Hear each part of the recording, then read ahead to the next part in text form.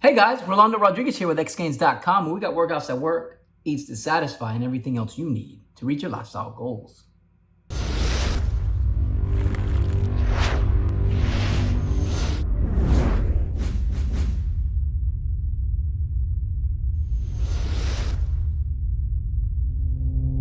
Hey guys, so I'm back making a new video for the first time in almost a year. I do apologize if you've been following my channel over the years that I have not been around for a while, but I was doing a bunch of personal stuff, least of which is not the addition to our home where, we've been doing it for the last year. That's almost wrapping up. Got to do a few more things, got to paint the house, but it is practically done so I can be back to my regular life. And the reason I've decided to make a video today is because I've been getting a bunch of emails and a bunch of comments from people just talking about the fact that keto is not sustainable long term. There's a gentleman that I helped out that lost about 25 pounds in almost 2 months. And then after losing those 25 pounds, doing what worked, he sent out a post on Facebook and was like, guys, I've been doing the ketogenic diet for about 2 months, loved it, got results, but what can I do because I'm worried about the long-term effects of keto? The doctors told him, absolutely not, even though he lost 25 pounds in 2 months, blood work, hypertension was gone, cholesterol was where it should be, and the scale was going in the right direction. So what's the problem? I've said this before in the past, and I'm going to say it again. It really irks me that people say the ketogenic diet is not a long-term solution to weight loss or getting a better life because it's not safe. If it's not sustainable because you don't like eating that way, fine, but not safe. Those same people that say it's not safe say it's okay if you have a medical condition, which there are numerous medical conditions where the brain doesn't utilize glucose as it should in a normal person. So those people go on a ketogenic diet and their brain starts to utilize the ketones and can get the energy it needs to function properly. Now, it's safe for those people, but it's not safe for other people. We're people. If it works for a group of people and it's safe for them in terms of them living a normal life and being healthy, then it would work for other people. The dangers of a ketogenic diet don't just exist for people who don't have problems. If a person with a problem drinks alcohol, they will get drunk for the most part. Right? Like 99%. There's always some freak out there that doesn't get drunk. But a person who drinks alcohol gets drunk. You can apply that rule to almost everybody.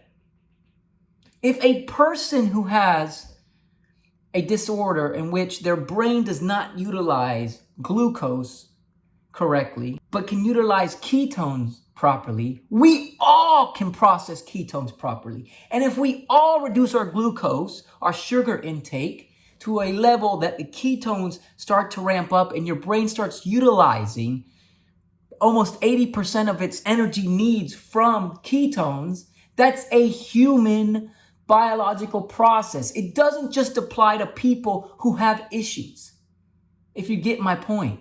So how is it not safe?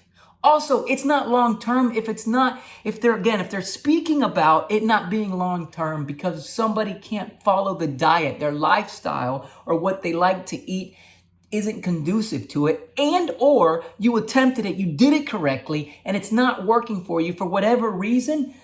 I'm not saying that's not the case. I do strongly believe, as I said 1,000 times on this channel, that the ketogenic diet will apply and will help, I would say 80 to 85% of all humans, okay?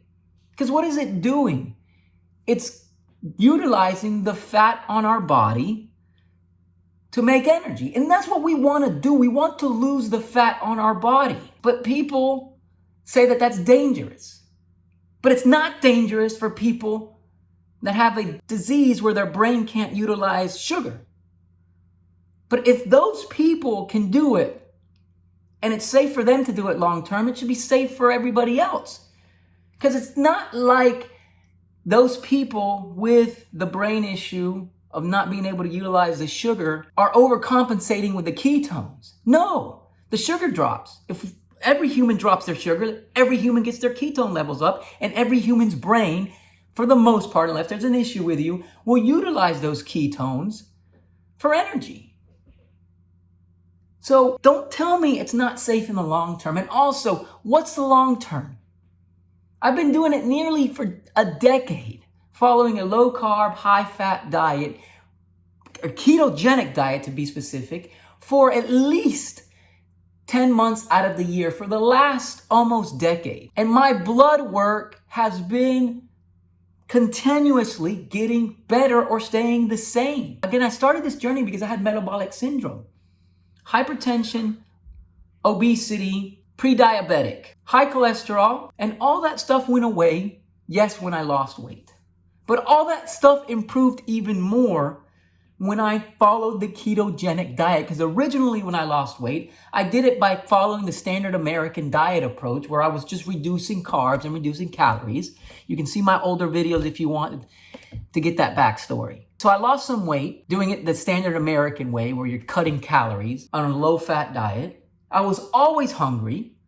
And then I went ketogenic and the hunger just vanished and all of the blood work improved. And I maintained the weight loss and I gained lean mass. So don't tell me it's not long term. What's long term? 30, 40 years? But a decade's pretty long and nothing has happened. I might seem a little exhausted. I might seem a little frustrated, but it's just because it truly does frustrate me. Because a decade's long term enough to say, hey, this diet's safe. A decade is long term enough to say, hey, if you can follow this lifestyle and truly make it your lifestyle, you can change your body composition, you can change your metabolism for the long term. And it's safe. It's not only safe because I've been doing it for 10 years and a bunch of other people have been doing it for longer.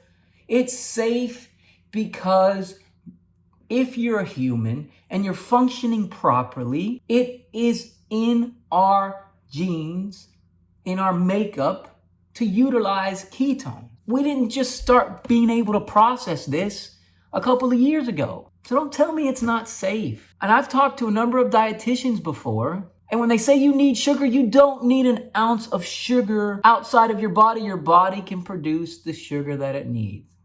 Gluconeogenesis. So anyways, that's it for now. This is Rolando Rodriguez with xgains.com. Please let me know if you got any questions or comments down below. Please like, subscribe, and share this channel.